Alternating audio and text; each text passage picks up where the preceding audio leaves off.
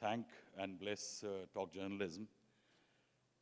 I have Sachin with me. I have an anecdote to tell that, there are a lot of young journalists, a lot of senior journalists here, and how the kinship should be there between everybody.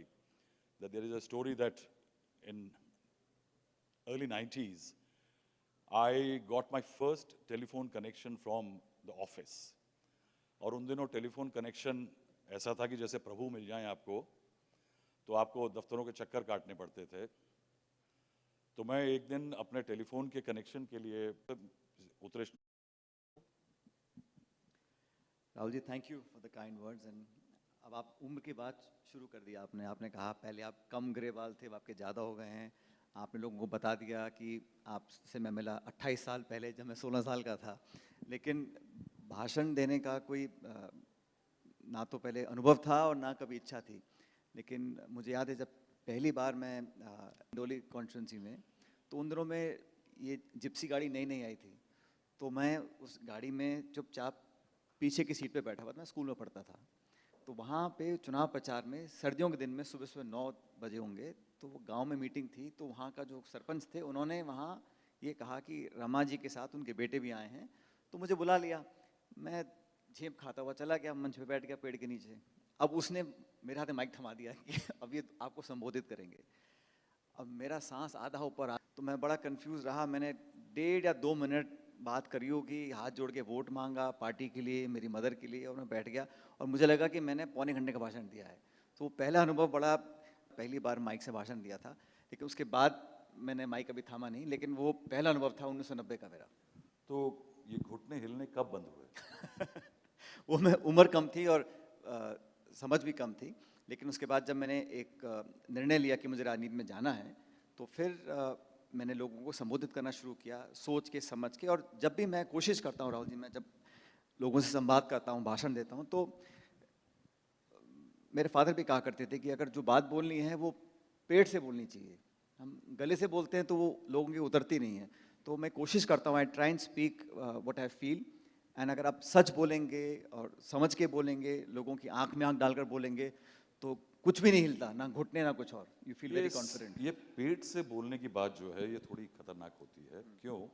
मुझे याद है कि एक बार सीताराम केसरी जी से पूछा गया था, कांग्रेस के जो अध्यक्ष थे. वो केसरी जी बोलते कम थे और मुस्कुराते ज़्यादा थे. तो उनसे जब पूछा गया कि राजेश पायलट साहब के तेवर बहुत हैं, तो उन्होंने कहा था कि गर्म खून है, ठंडा हो जाएगा. तो ये परेशानी आपके साथ भी मैं देख रहा हूँ कि जो पेट पे है, ये राजनीति में कला होती है कि जो पेट में है वो चेहरे पे ना आए. आपके आ जाती है. नहीं, ऐसा नहीं है. मैं आपसे सहमत नहीं हूँ, क्योंकि मेरे स्वर्गीय पिताजी फौज में थे और वो अक्सर कहा करते थे फौज में ट्रेनिंग दी जाती है कि जो मन में आए उसको बोल देना चाहिए. और राजनीति में ये ट्रेनिंग लेनी पड़ती है कि जो मन में हो वो कभी बोलना नहीं चाहिए. तो आपको जानकर शायद आश्चर्य होगा राहुल जी कि मैं राजनीति में भी हूँ और फौज में भी हूँ. तो जब मुझे ठीक लगता है मैं अपनी भावनाओं को प्रकट करता हूँ. जब मुझे अनुकूल नहीं लगता है तब मैं थोड़ा ठहर के समझ के बोलता हूँ.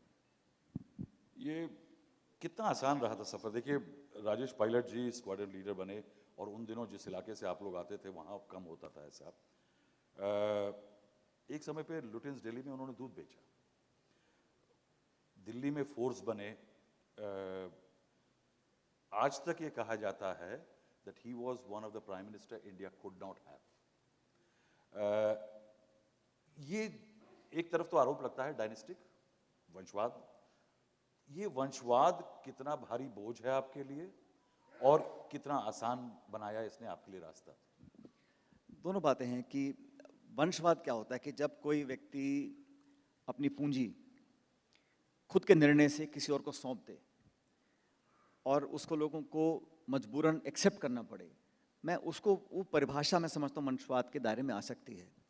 लेकिन राजनीति में, अधिकांश जगह राजनीति में क्या होता है कि आपको अगर अपने आप को साबित करना है तो जनता के समक्ष जाना पड़ेगा और बार बार जाना पड़ेगा. आपका अगर कोई परिजन राजनीति में है तो आपको एक पहचान मिल सकती है, आपको एक इंट्रोडक्शन मिल सकता है, आपके लिए कुछ दरवाजे खुल सकते हैं. लेकिन अंत में लोकतंत्र में आपको जनता के बीच खड़ा होना पड़ेगा और तमाम उम्मीदवारों के बीच में जनता की मोहर आप पे लगेगी, तब आप निर्वाचित होकर आएंगे. और मान लीजिए एक बार आप निर्वाचित हो भी गए, तो दूसरी बार अगर आप काम नहीं करेंगे या लोगों की उम्मीदों पे खरा नहीं उतर पाएंगे तो आपको दोबारा कुछ जिताने वाला नहीं है। इसलिए राजनीति में वंशवाद, मैं अपने आप को मानता हूँ, जब मेरे पिता जिंदा थे तो मैंने कभी राजनीति में आने का या राजनीति करने का सोचा नहीं था। और उनके गुजरने के कई सालों के बाद मैंने निर्णय लिया कि इस प्लेटफॉर्म से बहुत कुछ अच्छा किया जा सकता है, इसलिए मैंने बहुत सोच समझ के, कोई जज्बात में आके निर्णय नहीं लिया था। और मैं खुश हूँ।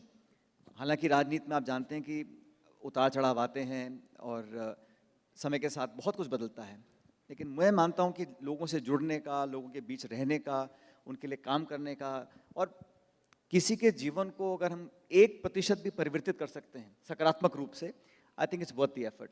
तो मुझे फ़ख्र होता है कि मैं एक ऐसे घर में पैदा हुआ जहाँ पर हम लोगों को जड़ों से जुड़े रहना बचपन में सिखाया। मेरे पिताजी राजनीति में रहे, बड़े पदों पर रहे, लेकिन उनका जुड़ाव, लगाव, भावनात्मक, सामाजिक एक जो ताना बाना था, उसको उन्होंने कभी भूलने नहीं दिया और हमें भी भूलने नहीं दिया। क्योंकि बचपन में अगर नींवें पड़ जाती हैं तो बहुत ज़्यादा लोग आगे नहीं बढ़ पाते हैं। तो वो जो संस्कार हैं, जो सीख है, जो अनुभव, अच्छा मैं कुछ भी बोलूं, लेकिन जो मेरे बच्चे हैं वो मेरे काम को देखेंगे ना। लोग बातों को कम सुनते हैं, काम को ज़्यादा देखते हैं। तो संस्कार, काम और व्यवहार वो तो देखने से मिलता है। इसलिए मैं बड़ा, आपने कहा कि बोझ है या लाभ है, मैं समझता हूँ ये हम कहाँ पैदा होंगे हमारे हाथ में बात नहीं है, लेकिन मैं बड़ा खुशनसीब हूँ कि मुझे ऐसे घर में जन्म मिला जहाँ पर लोगों का बहुत मुझे असीम प्रेम और आशीर्वाद है। और अब आगे मुझे क्या करना है वो मेरे पिता और माँ के ऊपर निर्भर नहीं है, वो मेरे पे निर्भर है। So what I do with what I have is dependent on me, not on people who gave me birth.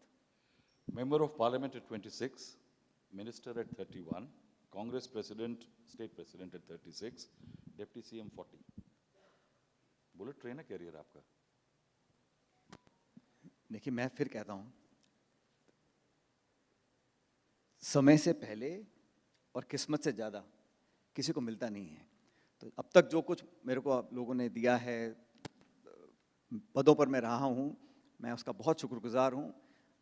लेकिन मैं नहीं समझता हूँ कि हमें अपनी जो कामयाबियाँ हैं या अपनी जो सफलताएं हैं उन पर संतुष्ट होकर बैठना चाहिए। और जीवन में राहुल जी, एम्बिशन होना बहुत ज़रूरी है। ओवर एम्बिशियस होना मैं समझता हूँ हो सकता गलत हो, लेकिन जीवन में अगर आपके पास टीस नहीं है, आपके पेट में आग नहीं है, भूख नहीं है कुछ हासिल करने की, कुछ पाने की, कुछ साबित करने की, कुछ प्रमाणित करने की, तो फिर वो जीवन में रस भी नहीं है। इसलिए, और पब्लिक लाइफ में क्या है कि हर चीज़ इससे नहीं नापी जाती है आपके पास पद क्या है। पद तो बहुतों के पास है, इस देश में पद बहुत लोगों के पास है, लेकिन कितने लोगों ने जनता का मन जीता है, कितने लोगों ने लोगों के दिलो दिमाग पर राज करने की कोशिश की है। पद से कलम साइन कर कर हम अपना कर्तव्य निभा सकते हैं, लेकिन लोगों की उम्मीदों पर, लोगों की इमेजिनेशन में कितने जन नेता अपने आप को बिठा पाते हैं और अपनी एक छाप छोड़ना। पद पर रहते हैं, उतर जाते हैं, फिर आ जाते हैं। इस देश में 800 एमपी होंगे, 60-70 मंत्री होंगे, 30 मुख्यमंत्री होंगे, लेकिन अपने कामों से, अपनी पहचान से लोगों के जहन में एक अमिट छाप छोड़ना, मैं समझता हूँ वो सबसे मुश्किल काम है। You contested from a seat which is said to be what is called a non-dominant seat for your own caste group, that non-Gujar जिसे कहते हैं। आप अजमेर जीत गए, उसके बाद आप चुनाव हार गए, लेकिन आपने वो किया जो अमूमन पॉलिटिक्स में लोग नहीं करते हैं कि ज़ौक साहब की बात पकड़ लेते हैं कि कौन जाए दिल्ली की गलियां छोड़ के, आप राजस्थान वापस चले आए। देखिए 2013 में हम लोग चुनाव हारे राजस्थान में, कांग्रेस की सरकार, हम चुनाव हार गए थे। उस समय मैं केंद्र में मंत्री था और संसद में था। तो उस समय मुझे राहुल जी ने कहा कि आपको अध्यक्ष बनना चाहिए राजस्थान का। हम लोग 21 विधायक रह गए थे 200 में से, और चुनाव लोकसभा के आने वाले थे, लेकिन मैंने बहुत सोच समझकर इस जिम्मेदारी को कबूल किया था। और फिर मैंने सोचा अगर कुछ करना है तो फिर पूरी शिद्दत से करना चाहिए, आधे मन से काम करने का फ़ायदा नहीं है। और काम करके, मेहनत कर कर अगर उसका परिणाम अनुकूल नहीं है तो उसका भी मज़ा नहीं है। तो जिस दिन मुझे जिम्मेदारी मिली, 2013 दिसंबर में शायद, या 14 की जनवरी में मुझे अध्यक्ष बनाया था कांग्रेस पार्टी का, वो दिन और दिसंबर 2018 का दिन, 5 साल तक मैंने हमारी पार्टी को, अपने कार्यकर्ताओं को, नेताओं को पूरी ताकत और संबल उनसे भी लिया और उनको दिया। और जितना हम कर सकते थे मेहनत, उससे ज़्यादा हमने कर दिखाया। इस बात का इतिहास भी गवाह है और प्रदेश के लोग भी जानते हैं। इसलिए मुझे बहुत खुशी है कि एक बड़े विकट समय में, एक बड़े गंभीर परिस्थिति में जब मुझे जिम्मेदारी दी गई थी, उसके बाद एकदम से लोकसभा चुनाव हुए। और राहुल जी, बहुत लोग इस बात को जानते नहीं हैं, जब 2014 के चुनाव हुए, मुझे अध्यक्ष बने 3 महीने हुए थे और हम 25 की 25 लोकसभा सीट हार गए। मैं अपना चुनाव भी हार गया था। तो उस समय मैं अजमेर में काउंटिंग के बाद, जब पहली बार मैं हार क्या होती मुझे पता नहीं था, मैं पहली बार चुनाव हारा, मैं जयपुर पीसीसी कार्यालय में आया, यहाँ प्रेस कॉन्फ्रेंस करी। अब उसमें अपनी हार को स्वीकार करना पड़ा। प्रदेश में जो हार हुई उसको मैंने स्वीकार किया, मैंने उसकी जिम्मेदारी ली क्योंकि मैं प्रदेश का अध्यक्ष था। मैं अगले दिन दिल्ली गया और मैंने लिखित रूप में कांग्रेस अध्यक्ष सोनिया गांधी जी को अपना इस्तीफा दिया। मैंने कहा, मैडम, आपने मुझे अध्यक्ष बनाया था 3 महीने पहले, लेकिन आज चुनाव हम हारे हैं and somebody must take responsibility. So I, as president, I say I'm not offering lip service, I'm giving you my resignation, and I gave it to her. मैंने दिया उनको। उन्होंने उस रेजिग्नेशन को लिया, इस्तीफे को। मैंने कहा, सचिन, आपको 2 महीने हुए नहीं अध्यक्ष बने और मैं नहीं समझता हूँ कि आपको इस्तीफा देना चाहिए, आप इसको वापस लीजिए और दोबारा जाकर वहाँ पे पार्टी को जड़ों से मजबूत करिए। उन्होंने मुझे कहा, उस समय की बात है। मैंने कभी बात किसी को बताई नहीं, लेकिन मुझे लगा कि अगर एक जिम्मेदारी दी है और उसमें कहीं कमी आई है तो someone somewhere the buck stops somebody, वो राजनीति में होना चाहिए। तो अकाउंटेबिलिटी जिसको बोलते हैं। तो फिर मैंने उनसे आशीर्वाद लिया। मैंने कहा, मैम ठीक है, आप बोल रहे हैं, मैं जाके दोबारा काम करता हूँ। And then I started from scratch. फिर लगातार चुनाव हुए, पंचायत समिति के, नगर पालिका के, जिला परिषद के, वहाँ फिर बाई इलेक्शंस हुए, फिर हम लगातार जीतते गए और मैंने से काम किया। But the point I am trying to make, Rahul, is that in elections and politics and public life you have to lead by example. I can't expect others to do what I won't do. मैं अगर प्रदेश का अध्यक्ष हूँ और मैं दिन में सिर्फ 6 घंटे काम करूँगा, तो मैं अपने जिला अध्यक्ष से कैसे उम्मीद करूँगा कि 12 घंटे काम करेगा? But Sachin, उसमें एक पॉइंट आता है, you worked hard, you took the party to a position where it defeated the BJP, though it's a very cyclical thing in Rajasthan. आप कई इलाके ऐसे हैं जहाँ पे आपने कॉन्फ्लिक्टिंग वोट बैंक्स और डेमोग्राफिक्स को एक साथ एकजुट किया। मीनाज हैं, गुजर्स हैं, जो साथ में वोट नहीं करते थे, उनको जोड़ के लाए। A lot of credit for the 2018 win was being given to you.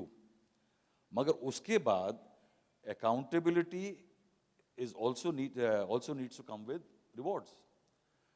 उस 2018 के चुनाव के बाद से तो आपका तो खाया ना पिया, गिलास तोड़ा या आठाना हो गया। दोबारा बोलो, खाया ना पिया? खाया ना पिया ना गिलास तोड़ा या आठाना। यानी you lost the deputy CM post, you lost the state chief post, and now अब आपके पास एक परेशानी और बड़ी है कि आपके पास एक जिंक्स है 25 साल का कि कभी भी कांग्रेस दोबारा रीइलेक्ट नहीं होती है। तो अब आपकी परेशानी ये है कि जब आप, जिन लोगों ने आपको पिछली बार जीत में मदद की थी, उनके भी एस्पिरेशंस है। आपने कहा कि एस्पिरेशन के बिना आदमी बेकार है, वोटर के भी एस्पिरेशन है, डेमोग्राफीज के भी एस्पिरेशन है। तो जिन्होंने पिछली बार जिता के भेजा वो कहेंगे, भाई आपके पास तो गिलास भी नहीं है। और इसी बात को मैं कई बार, राहुल जी, कह चुका हूँ पहले भी कि राजस्थान में सरकार रिपीट होती नहीं है। 98 से तो हुई नहीं है। तो एक बार कांग्रेस जीतती है, एक बार बीजेपी जीतती है। और हम लोगों को ये आत्मचिंतन करना चाहिए और इसके बारे में अनेकों बार मैंने जयपुर में, दिल्ली में पार्टी में बात भी करी है कि हम लोगों को ऐसा कुछ करना पड़ेगा कि कांग्रेस की गवर्नमेंट दोबारा रिपीट हो। और ऐसा नहीं है राहुल जी कि कांग्रेस की सरकार रिपीट नहीं होती है। दिल्ली में शीला दीक्षित जी मुख्यमंत्री थी तो 3 बार हमारी सरकार बनी वहाँ पर। असम में तरुण गोगोई साहब मुख्यमंत्री थे, 3 बार सरकार वहाँ पर भी बनी। हुडा साहब हरियाणा में थे, 2 बार वहाँ बनी। तो सरकार रिपीट होती हैं। लोग कहते हैं कि साहब नवीन पटनायक कई बार रिपीट हो गए, मध्य प्रदेश में 3 बार बीजेपी की रही, छत्तीसगढ़ में 3 बार बीजेपी की रही। तो ऐसा नहीं है कि गवर्नमेंट रिपीट नहीं होती, लेकिन उसके लिए हमें क्या करना है इसके बारे में विस्तार से मैंने अपनी राय रखी है। और मैं समझता हूँ कि अभी भी हमारे पास अच्छा मौका है कि जो अगले 15 महीने बचे हैं इसमें हम लोग कुछ ऐसा करें कि लोगों का विश्वास दोबारा जीता जा सके। उसके लिए जो कुछ भी करना है ये मेरे पार्टी के अंदर की बात है। मैंने अपने विस्तार से अपनी राय, अपना फीडबैक 1.5-2 साल पहले दिया है, पूरी रूपरेखा मैंने बनाकर दी है। और मुझे लगता है कि अगर हम उस रास्ते पर चलें और उस रास्ते पर हम निकल पड़ें, ऐसा नहीं है कि उसमें कुछ कदम नहीं उठे हैं, उठाए भी हैं, लेकिन I am confident that in the time to come we will take those steps where after 25 years we will be able to repeat a government with our hard work of the organization and of the government, it is possible. So that's something that we need to work on, but we have time. I think we can still do it. 15 महीने में आप लोग अब कोशिश शुरू करने वाले हैं। आपने कहा कि कैसे करेंगे, इसका एक आपने ब्लूप्रिंट थोड़ा सा भेजा है, लेकिन उधर देखिए कि बीजेपी ने ऑलरेडी राजस्थान के, अभी अगस्त का पहला हफ्ता हट जान दीजिए, तो राजस्थान के 2 पूत जो हैं, वो सपूत जो हैं, वो दिल्ली में दिखाई देंगे। धनखड़ साहब हैं, ओम बिरला जी हैं, वो दिखाई देंगे कि राजस्थान की पब्लिक को सिग्नल देखिए बीजेपी उनको कहाँ ले जा रही है।